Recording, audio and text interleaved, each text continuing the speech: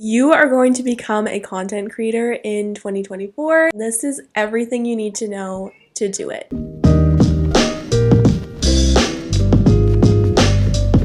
You do not need to be famous on social media to become a content creator, make a supplemental income from social media, and work with your absolute favorite brands. So everything I'm going to be talking about in this video, I completely figured out by myself. I absolutely love to research things when I'm excited about starting something new. And I remember scouring the internet for advice on how to start earning money and all this stuff, and there's a lot of videos out there, but I didn't find any that were super helpful for me. So my strategy has always been trial and error, which honestly I think is one of the best ways to learn. Also, I am using my podcast mic in this video because I feel like it makes me feel so official. Okay. You might be wondering two things at this point in the video. First of all, how could you possibly be successful and not famous with tons of followers? And secondly, literally, who is this? Why am I listening to you? Why should I listen to what you have to say? And those are two very valid questions. So starting with number one, I have found that everyone's definition of successful is different. And I would argue that you do not need to have tons of followers on social media to be, quote, successful.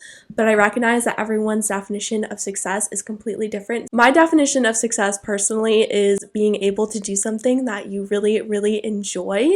It is fun for you. It gives you motivation. It kind of fills up your cup, if you will. And then I think that that extra layer of success is being able to get back something from the experience. So for example, it could be getting back money from the experience, or like I said, getting back motivation and joy. So it's something that you enjoy and that also gives you something back. I know that's a very broad definition, but it's something that I personally live by. So my definition of success or being a content creator is achieving those things, having fun and getting something back from the process. And I recognize that not everyone agrees with that, so that's totally fine. Everyone has completely different definitions of big influencer, what an influencer even is. And so you'll notice that I'm very purposefully using the term content creator because although I think the terms are kind of interchangeable with influencer and content creator, I've gotten a lot of hate online for both things, either being too small to be an influencer or being too big to be a micro influencer, or having too many followers to call myself a content creator, or not having enough followers to call myself an influencer. Those terms, I think at this point, are kind of subjective and really up to you. I'm not claiming to be any specific thing. Please take everything with a grain of salt. This is just my experience and my thoughts on the subject, so please don't come for me in the comments. I'm very sensitive. Thank you.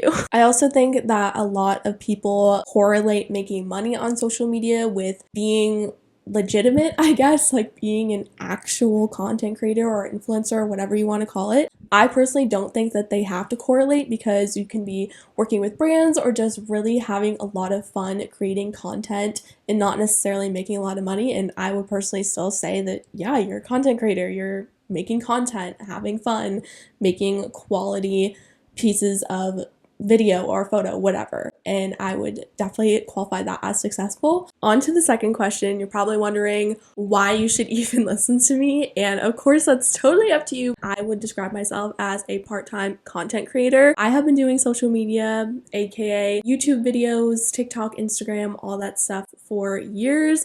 I would say I've kind of seriously been doing it for 4 years, starting at the beginning of college. So if you were working part-time in the US, kind of like minimum wage, it would kind of be similar to what I've been making a year for about 3 years now. So for the past 3 years, I've been making anywhere from 10K to 20K a year from social media. And you might not know that from looking at how many views I get, for example, but that is something I want to talk about more later in the video. So I basically wrote down everything that I wish I'd known when I started making content, all of the advice and things I think are really going to help you guys in 2024 with your content creation journey.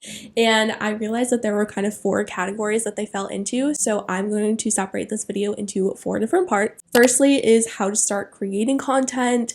Secondly is how to grow your social platforms. Third is going to be how to start working with your favorite brands. And the last one is going to be how to start making money from social media.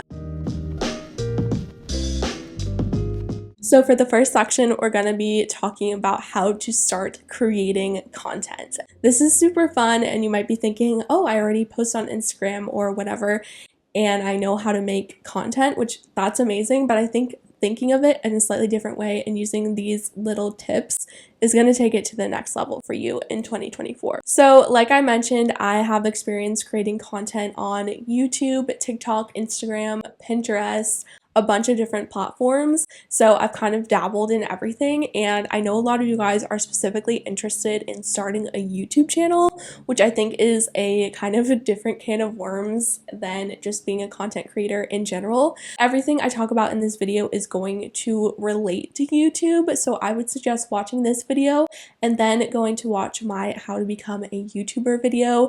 It's a couple years old at this point and low-key kind of embarrassing, like what I look like and stuff in that video, but I still think that the points I made and the advice I give in that video is super helpful, so go watch that after this if you're specifically interested in YouTube. Within this topic of how to start creating content, oftentimes people simply don't start because they kind of think that they have these roadblocks in front of them, or there are things that are making it difficult for them to start. So one of the most common ones that I hear is, I don't have enough time to dedicate to making content. I get it, that's super valid, but if this is something you're interested in, you can really choose how much time you want to spend on it. I think if you're interested in growth, obviously you're probably going to want to dedicate more time to it, but it's totally up to you. So you have that power, and I think starting small is better than not starting at all. That rhymed, I did not mean for that to rhyme. Anyway, within that same vein, I've heard so many people say they don't want to start content creation or reaching out to brands or anything like that because they're in college and they need to focus on their studies and stuff, which that is totally legitimate. I fully encourage you to focus on school. Like, that's obviously the most important thing.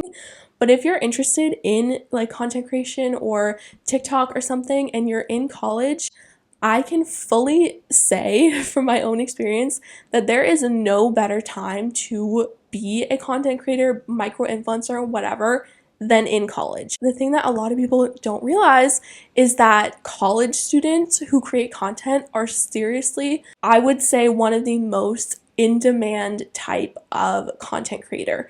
There are so many opportunities that I had in college that I literally could not have even been considered for if I wasn't a student. Like, people who are students and also make content are so in demand by brands because a lot of brands specifically market to college students, and they want people who are like also students who are peers of the people they're trying to market to. They want them to be making content for them. There are literally things I've wanted to apply for since graduation that I can't even apply for because I'm not a student anymore. I'm so glad that I did this during college because there's so many opportunities. And that's not to say that you can't do it if you're not in school, but if that's something you think is a roadblock, like, remove that from your mind because it's honestly so great. And I'm going to talk more about how to get like those college opportunities and stuff later in the video, but just know there's so much stuff out there specifically for you, like campus ambassadors, all different kinds of stuff that's specifically for students.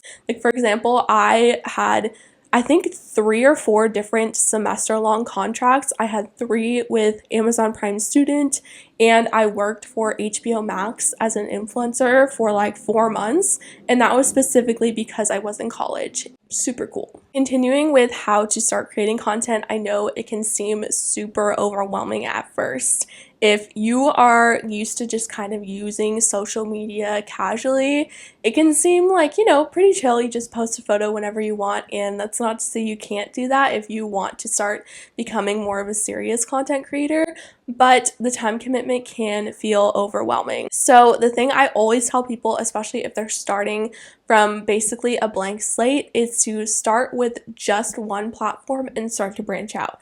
I know it seems like literally everyone like has a YouTube channel, has TikTok, all that. I do have all those platforms and I'm active on them. That's just because I've been doing this for long enough that I know how to manage my time and what works for me personally. But if you try to like post on all these different platforms at once, you're gonna go crazy. Like, please don't do that to yourself. Whichever one calls to you the most is what I would suggest posting on. Like, if you really like photo content, focus on Instagram. Like, don't even think about anything else on there. You can start dabbling like in reels if you're into that, but don't put that pressure on yourself to do photo and video and text or whatever, like posting on Threads or X or any of that stuff. Just focus on the one thing that you really like and then branch out from there. The next thing you need to know when creating content, and this is kind of a harsh truth, but there's pros and cons to each situation, is that your location matters. Your location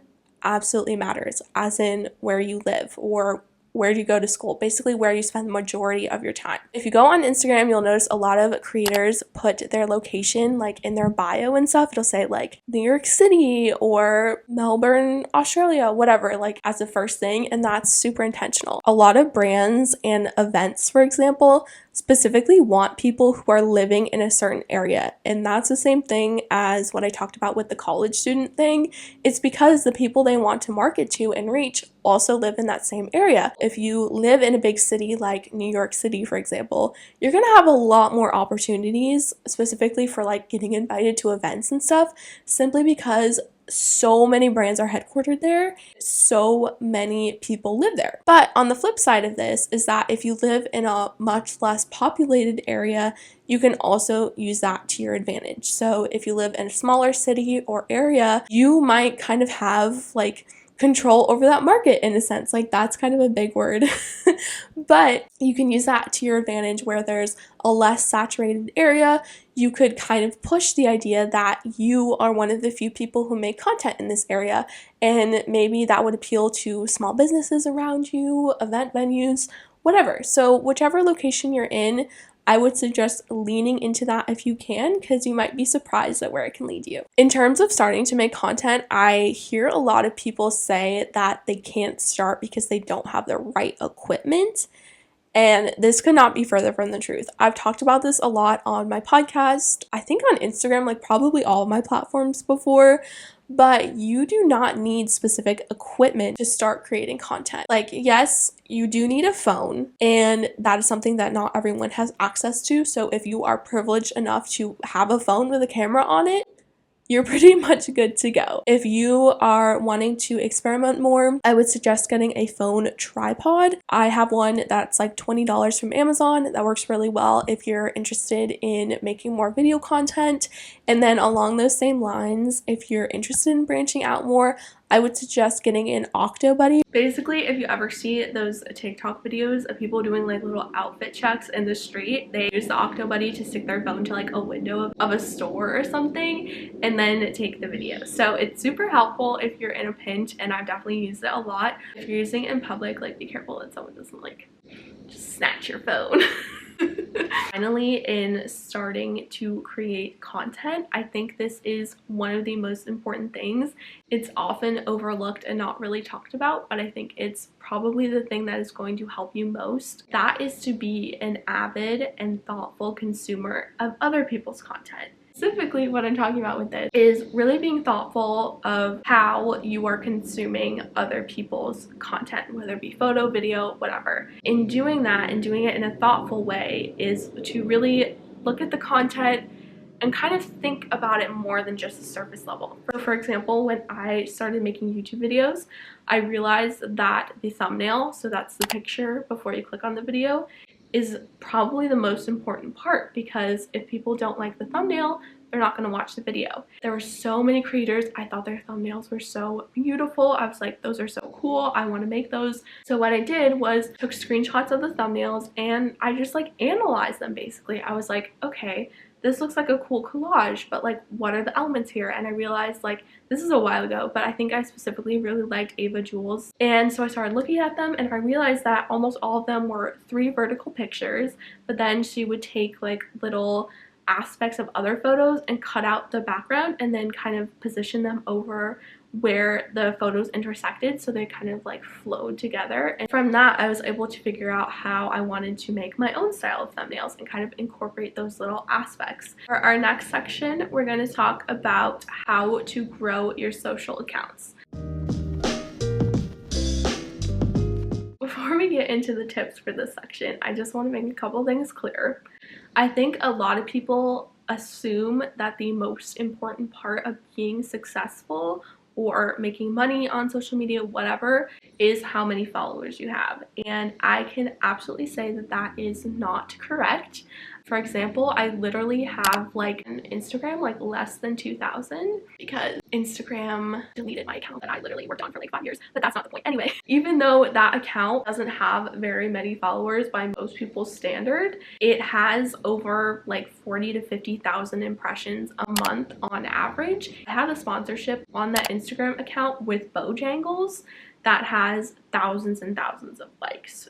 It's not about the amount of followers that you have, and I really want you guys to absorb that because I think it's becoming more clear brands really want smaller creators. So I'm gonna start with a few quote mathematical equations that I've made. They're literally not mathematical equations, so obviously this is just my experience and personally what I figured out throughout the years. So the first one is enjoyment equals consistency equals organic growth. Basically, what I'm saying with this is that if you like what you're doing, you're going to do it more consistently, and the more consistently you do it, the more organically you're going to grow over time. The second equation has to do with niche, and when I say niche, I mean making really specific content. So for example, if you are a book talker or booktuber, I don't think I've ever said either of those words out loud, they're really fun. Let's say you make content specifically about books, but not just about books, specifically about like dark romance books that are period books or something. So basically being really specific about what you make. So that's what I mean when I talk about having a niche. So the second equation is niche equals demand equals rapid growth. But there's a little caveat to that equation, which I personally have experienced. And on the end of that, I'm going to put equals burnout. And this does not apply all the time. Obviously, it's super dependent on each individual person, but this is something I specifically have experienced. A lot of people will tell you that you have to have a niche to grow on socials, and I'm not here to contest that. I think in a lot of ways that's probably true, but in the last like 2 or 3 years I am decidedly anti-niche and that's just for my own personal content. Like if you have something that you're really into, like go for it, but I'm going to tell you why I personally don't think you should have a niche or don't think you should feel the pressure. I talked for way too long during this section, but in a nutshell, I was basically telling the story about how I started to grow on TikTok, which is definitely like the biggest time I've grown on any platform. And I niched down really specifically to only make a certain type of video, and that was like all I did. And it was kind of interesting and kind of fun for a while, but I started to feel all this pressure when those videos start to do well. I literally made myself post a video every single day. I made myself answer every single comment, and I put so much pressure on myself to like continue making the videos. And I literally deleted TikTok for an entire year because I got so burnt out just from doing that, from forcing myself to only make one type of video because it was doing well. So anyway, that's what I was talking about. Back to the video. I want to talk about just the concept of growth on social media. I want to talk about rapid growth or going viral versus organic growth and growing over time. A lot of people think that if you don't go viral instantly or like have millions of views on your content, that you're never gonna make it, quote unquote, or it's just not worth your time. Of course, that's up to each individual. I would argue that organic growth is actually better than being viral. And you might be like, what the heck? Like, you've literally been growing at a glacial pace for like 2 years. Like, how could that possibly be better? First of all, I feel you, and I've often thought about that. It's more sustainable and it's better for your mental health, honestly. I think people don't really understand like how hard it is to sustain that level of being viral. I think that, you know, that super glacial pace of growth might honestly be the better outcome. And again, it's totally up to you. but I think that it allows you to grow as a person while you're experiencing this, to become better and making better content, to become more accustomed to making more content or changing it up, whatever. I think it's more sustainable, and in the long run, that's going to lead you to more success.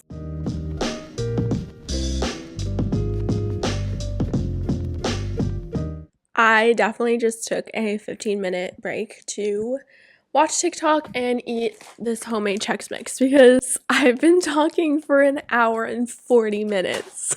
The next section we're going to talk about is how to start working with brands. I get a lot of DMs and stuff, especially when I post things on my Instagram story that are like gifted items. I am so fortunate to have worked with some really cool brands, like some of my favorite brands ever. I've worked on several like month-long contracts with Amazon Prime Student, with HBO Max. I've worked with Rare Beauty, CVS, Bed Bath & Beyond, Hulu, so many random brands, but like some of my favorite brands and companies, which is so cool. Like specifically getting a DM from Rare Beauty was kind of the highlight of my entire year. So grateful for all those opportunities. There are some things I did to kind of help me along the path to getting those opportunities. Okay, the first thing is possibly the most obvious, but often gets overlooked or just not thought of. And this is what I tell people when they DM me and are like, how do I get like brands to send me stuff? How do I get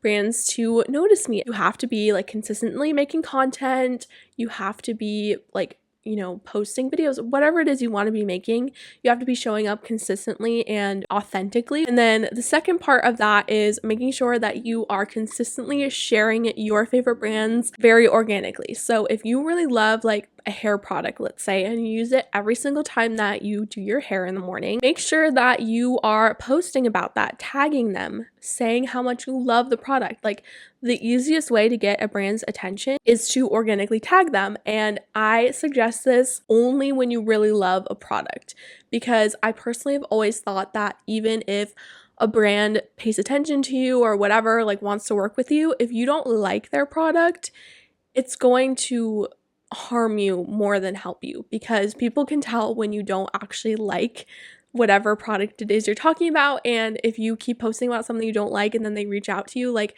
it's going to be not worth your time to make like an inauthentic video of that. But the last and often not thought of part of this equation is to make a business email. And you might be like, literally, what are you talking about? So again, think about all the different creators that you follow and really love their content. Think about what they have in their Instagram bio. They probably have, like we talked about before, the city in the top or the area that they live in. That's pretty common. And then what else do they have in there? They have the email me button, or they have written out their email address. So for example, mine is isabellalaraebiz@gmail.com. I didn't do anything fancy. I literally just made another Gmail account that wasn't my personal account, so it wasn't linked to anything. And that way I can know that I have my personal emails and then my social media emails. You need to do this and you need to plaster it everywhere. So put it in your bio. If you have TikTok, put it in that bio, put it in the little contact me button, put it everywhere. Because the thing is that a lot of brands do operate almost entirely off of email. Like they have entire teams who find influencers or content creators and reach out to them, and 90% of the time it's going to be through email. And if it's hard for them or difficult for them to find a way to contact you, they simply won't do it. So obviously with this, please be careful, because 90% of the emails you will get in this inbox, because the address is everywhere, it's going to be spam, it's going to be scam people. So please be careful with this. I don't want anything bad to happen to you guys because I told you to do the email thing.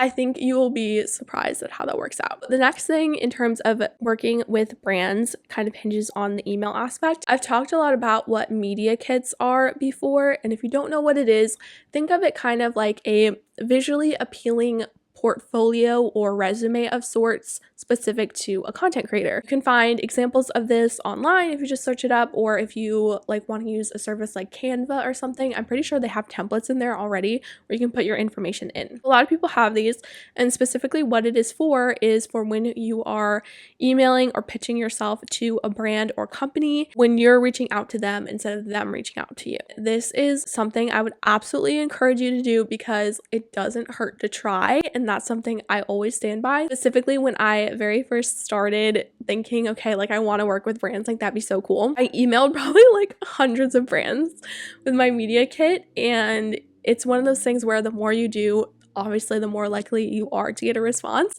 And this is how I got my first ever paid content deal ever. I don't know if I can say who it was, but it was with literally my favorite small business of all time. And I shot some photos for them, which I thought at the time were stunning. Like they're not terrible, but like looking back, I'm like, oh my God. And they paid me $100 to do that, which I can't believe they did. I'm so grateful. It's so cool. If I can do it, you guys can do it. In terms of working with brands, I think it's really helpful to think of the time commitment put in previously before you get those opportunities. And I think this helped me a lot when I was kind of discouraged, which I do still get a lot of the time. But you can often think, oh, I've been doing this for so long, like, why isn't this working out or whatever? And I think it's more valuable and kind of sustainable to think about all the time you're putting in as an investment towards getting those opportunities in the future.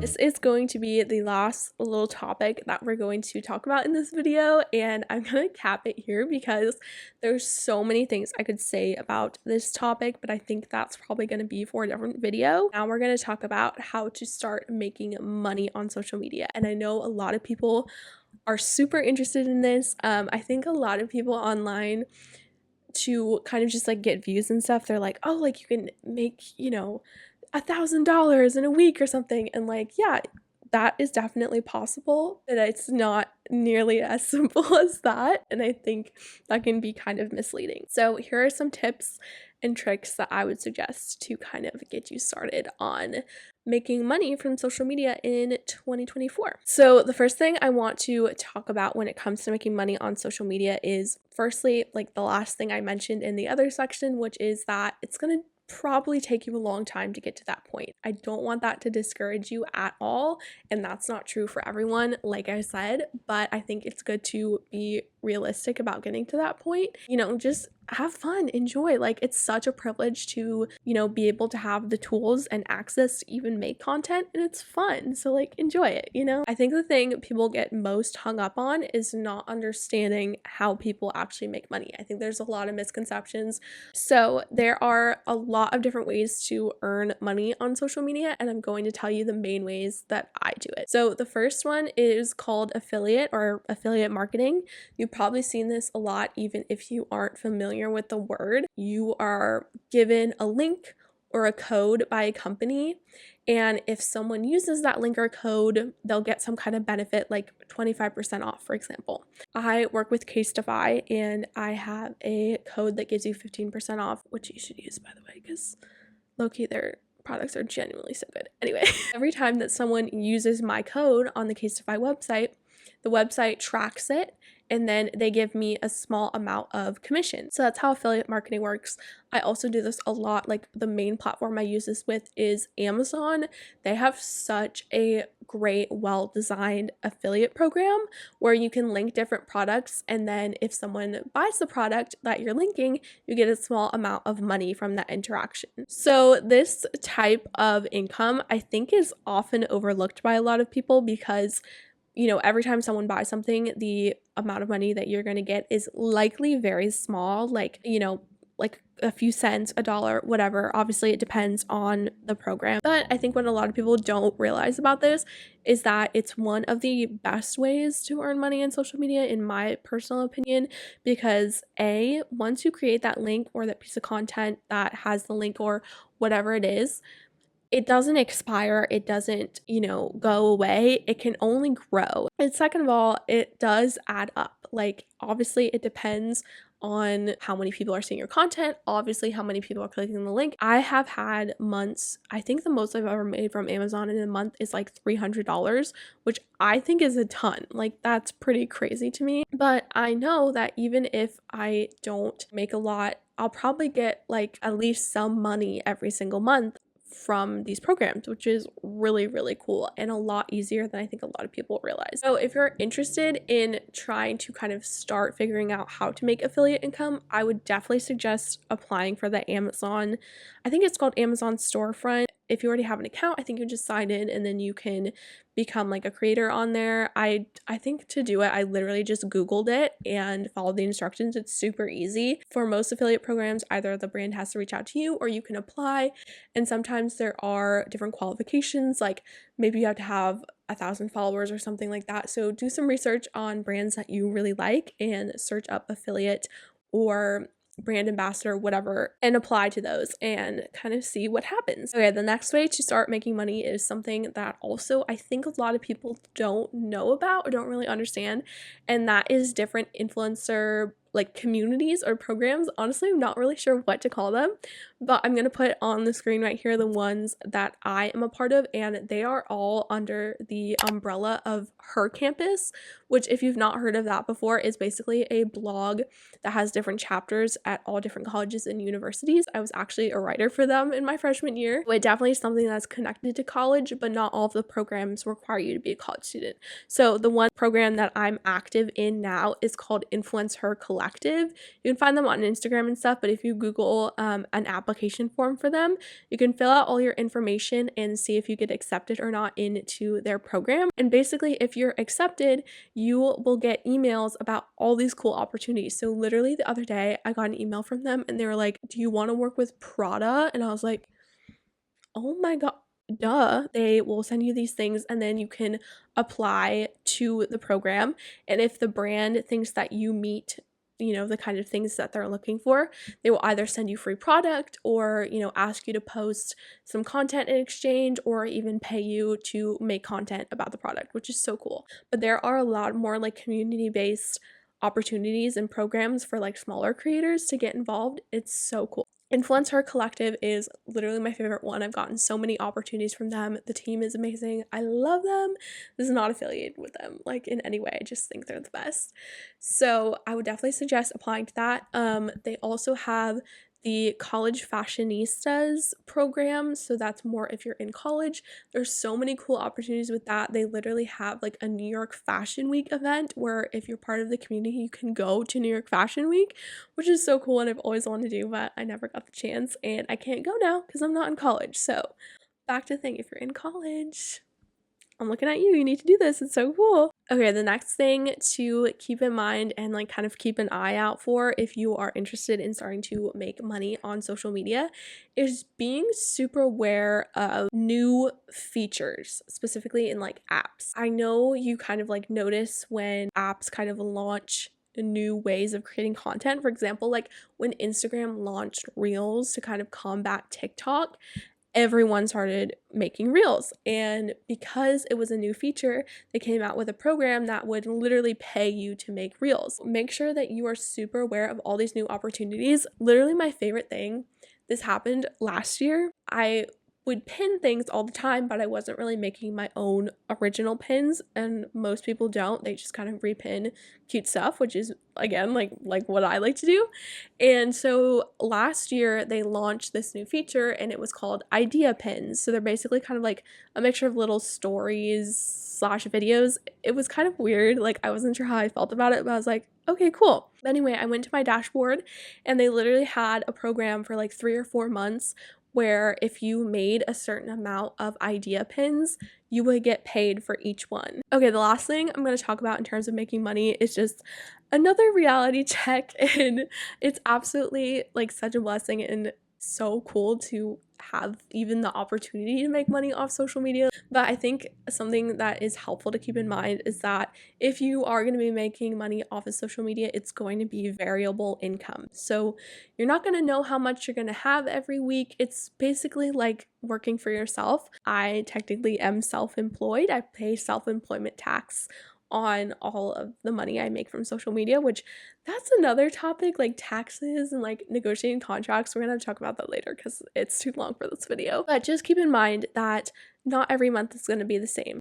If you start to make money more consistently, you might like go a long time without making anything and then make something all at once, which is obviously so exciting and so cool.